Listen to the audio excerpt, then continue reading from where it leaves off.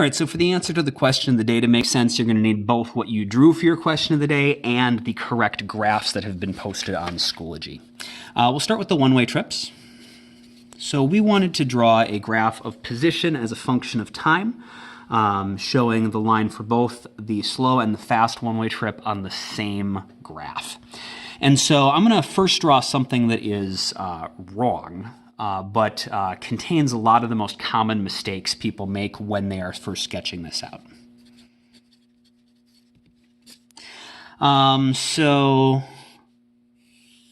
hopefully everyone remembered if it's a graph of position as a function of time, that means position goes on the y-axis and time goes on the x-axis.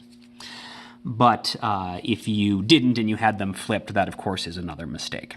And so for people who have a pretty good intuition of what's going on, but just made some basic mistakes, the most common answer that is on the right track but is also still seriously wrong looks like this.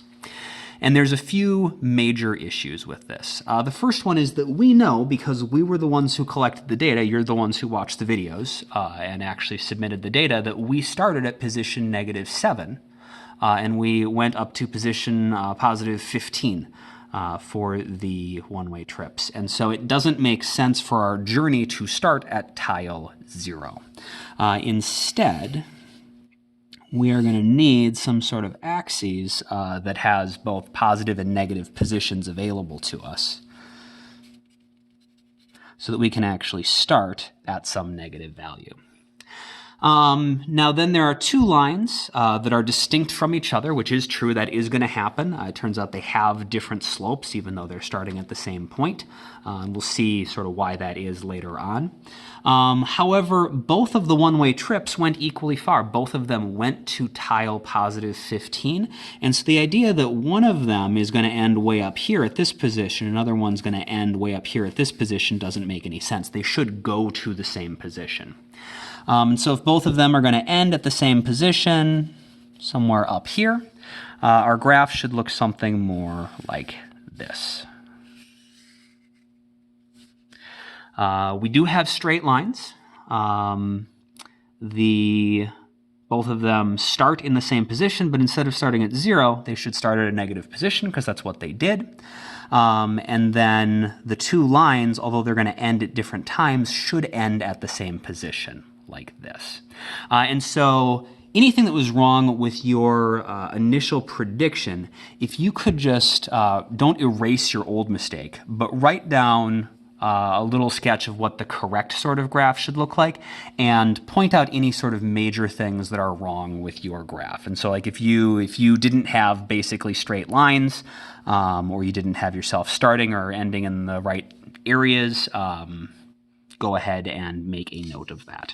You'll notice the data isn't perfectly straight, and so if you had sort of like a wobbly line, but it was generally straight-ish, that is fine. And we'll talk more about where we expect to see straight lines and where we expect to see curved lines later on. For the two-way trips, same idea.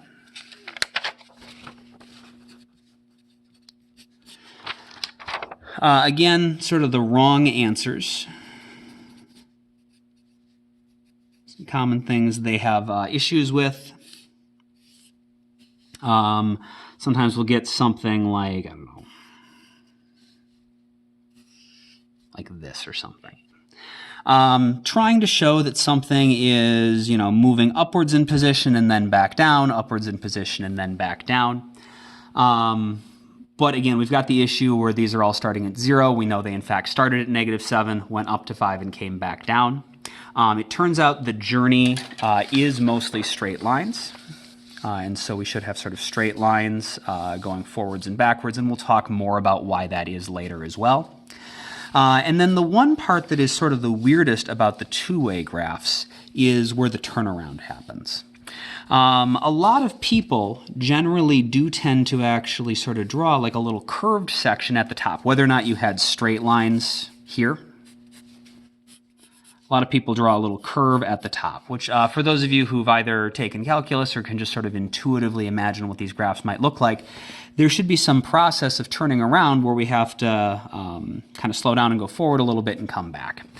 That doesn't appear on our graphs, though, because we didn't actually collect any data during the turnaround. And we are only looking at a graph of what our data is. And so graphs have limitations. We know the car actually was doing something here. It didn't just stop at tile 5, just hang out there for a while and then immediately start going backwards. But our data can only show what we have, which is why the actual graphs look like this with these flat parts on top. Not necessarily because that's exactly what the car did, but because with the data we have, that's all that we can actually generate. And so the correct graphs should look something more like this.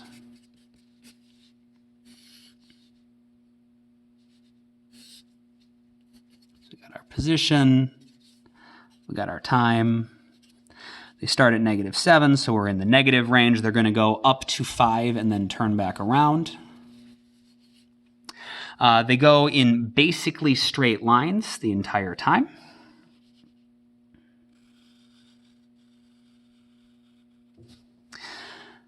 And then the turnaround, since we don't have any data for it, it's going to wind up looking like that when we graph the data we have.